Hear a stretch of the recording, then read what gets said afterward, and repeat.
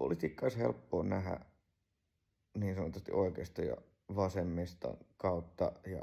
koska sitä on niin paljon pitkään korostettu, mutta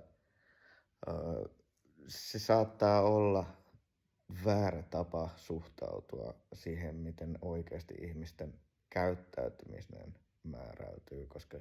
kuten olette saattanut huomata, niin ihmiset, jotka on sanonut olevansa oikealla tai vasemmalla, on saattanut vaihtaa puolta ihan äkillisesti, ja jos poliittisessa käyttäytymisessä olisi niin kuin se oikeisto ja vasemmisto olisi se kaikista tärkein, niin tällaistähän ei silloin tapahtuisi. Joten varmaan olisi syytä ehkä niin kuin ottaa huomioon näitä 2000-luvun alun tutkimuksia, missä pääteltiin ihan ihmisten aivotutkimuksista ja niiden aivojen rakenteesta, että se oikeasti se tekijä, joka määrää ihmisten poliittista suhtautumista, niin on itse asiassa ei ole se, vaan se on jotain ihan muuta. Ja näissä tutkimuksissahan siis havaittiin, että ihmisten käytökseen vaikuttaa enemmän sellainen, että miten ne suhtautuu ryhmiin. Ja toisessa ääripäässä on sellaiset ihmiset, jotka ei suhtaudu ryhmiin juurikaan niin, että ne ei juurikaan katso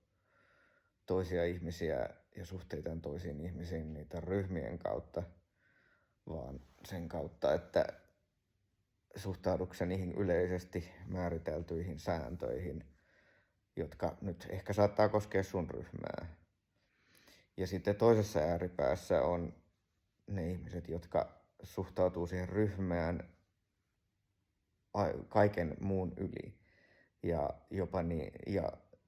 jotka ei niin kuin välitä niinkään säännöistä, vaan siitä, että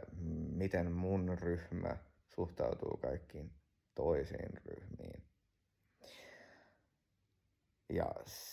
Ja tämä selittää mun mielestä aika hyvin sen, miten niin kuin tämmöinen vasemmistolainen kommunistinen politiikka meni aika hyvin yksin esimerkiksi Itä-Saksan puolella nykyisin AfDn kannatuksen kanssa, joka siis periaatteessa toinen on äärivasemmistoa ja toinen on äärioikeistoa, mutta sieltä ne syvät rivit on niin kuin periaatteessa samat, että jotka olisi ollut sellainen kommunisteja silloin Varsovan liiton aikaa, niin nykyään kannattaa sitten AfDtä, jotka on käytännössä sitten taas natseja. Niin se, mikä sen selittää paremmin, on se, että silloin aikanaan 1900-luvun alussa niin se määräävä ryhmä oli se työväenluokka. Ja siinä niin kuin tällaiset ihmiset, jotka näkee sen niin kuin ryhmän kautta, niin ne oli siinä niin kuin mukana, koska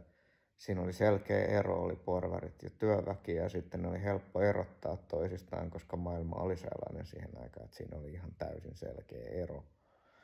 Ja siis tämmöinen niin kuin leninistinen bolsevismi, niin sehän on hyvin voimakkaasti tämmöinen niin kuin ryhmien toisiaan vastaan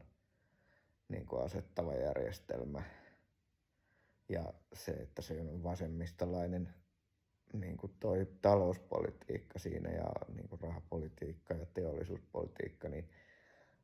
saattaa olla itse asiassa vähemmän merkittävä kuin se, että siinä on että meidän ryhmä vastaan noiden ryhmä. Ja nyt nykymaailmassa taas sitten meidän ryhmä vastaan noiden ryhmä, niin tulee erittäin selkeästi esiin taas niin kuin rasistisessa ja tämmöisessä niin kuin, miten se sanoisi, kun katastrofeissa, niin sitten esimerkiksi ilmastonmuutos, niin se suhtautuminen on sitten sitä, että no okei, katastrofi on tulossa, mutta kunhan meidän ryhmä selviää, niin sitten siitä seuraa sitten tällaista niin kuin nykylaista käytöstä, mitä nähdään sitten esimerkiksi niin kuin laitaoikeistolta. Ja samalla tavalla niin kuin voidaan ajatella, että niin kuin laitaoikeistossa voidaan kokea olevansa niin sanotusti työväkeä, vaikka ollaan yksityisyrittäjiä, niin sanotusti, jotka on siis käytännössä siis porvareita. Mutta siinä se, niin kuin se ryhmäidentiteetti siitä, että mä puhun työväenluokkalaisesti, mä pukeudun työväenluokkalaisesti ja mulla on työväenluokkalaiset harrastukset jne, niin se on se, mikä pitää sen ryhmän niin kuin yhdessä. Ja se maailma nähdään se, niin kuin, että kunhan täällä meidän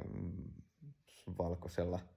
ryhmällä on niin kuin kaikki hyvin ja kaikki muut ryhmät on meidän vihollisia, niin kuin sitä kautta se on se sama. Niin tää on se, mikä oikeasti jakaa ihmisiä.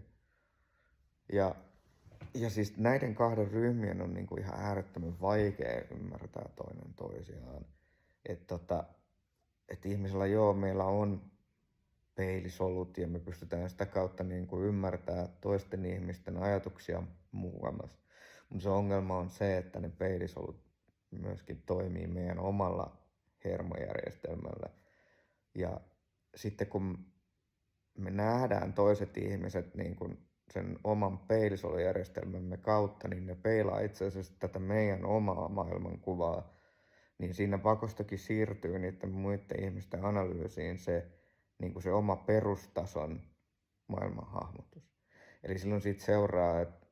niin sanotusti tämmöinen niin kuin autoritarismiin taipuvainen ihminen, joka niin kuin näkee maailman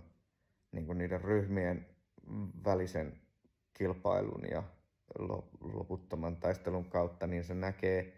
kaikki sellaiset ihmiset, jotka ei ajattele, niin se näkee sen sitten sellaisena, että hei, noi yrittää kaivaa kuoppaa meidän ryhmän alle,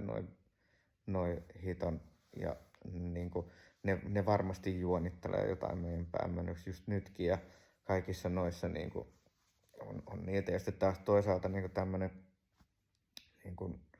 voisi sanoa enemmän liberaaliin, niin toivova, jossa niin kuin,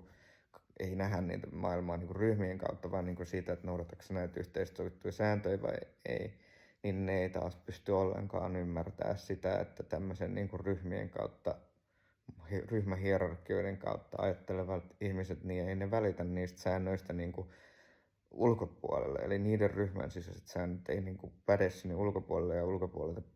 olevat säännöt ei päde, vaan niin kuin, kun se ajatellaan se maailma niin täysin eri lailla, niin sitten taas niin sanotulla liberaalilla on tosi isoja ongelmia ymmärtää sitä, että näiden tyyppien alun perinkin pointti on se, että säännöt ei ole samat niin kuin sulle ja mulle, ja se, että niitä ei yhtään häiritse, että ne säännöt ei ole samat, vaan ne niin kuin nimenomaan haluaa, että asia on niin, että säännöt on, sama sääntö tarkoittaa eri asiaa kuin se on meidän ryhmälle versus sun ryhmälle, koska se pointti on se, että se meidän ryhmä pitää menestyä ja sun ryhmä pitää tuhoa. Tai sun ryhmä ei saa ainakaan menestyä yhtä hyvin kuin meidän ryhmä.